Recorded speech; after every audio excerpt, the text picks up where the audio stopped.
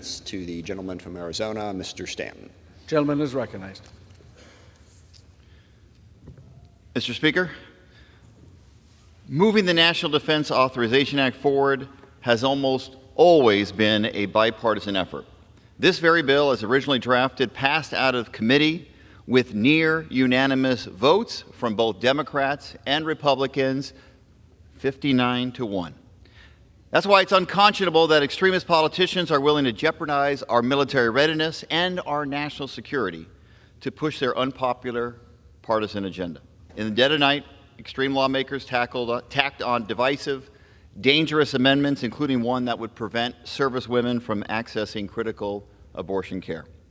More than 400,000 women serve on active duty in the armed forces and in the reserves at great personal sacrifice. These servicewomen have sworn an oath to defend the United States and to live, train, and work at assigned duty stations often far from home.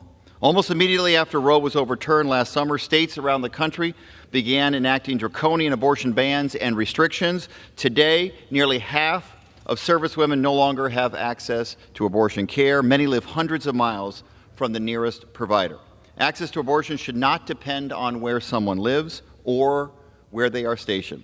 Defense Secretary Lloyd Austin rightly noted that the Dobbs decision would, quote, would interfere with the U.S. military's ability to recruit, retain, and maintain the readiness of a highly qualified force, unquote, and announced earlier this year that the DoD would cover travel and lodging expenses for servicewomen and military family members forced to travel for health care.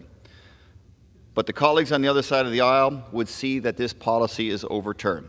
Now, I have voted for the NDAA every year that I have served in Congress, but I cannot in good conscience vote for this legislation in its current form. We must provide for a national defense, but this bill will egregiously harm nearly 1/5 of this country's fighting force, and I will not turn my back on our servicewomen and military families. I yield back. Gentleman from Alabama is recognized. Mr. Chairman, at this time I'd like to yield 1 minute to my friend from California.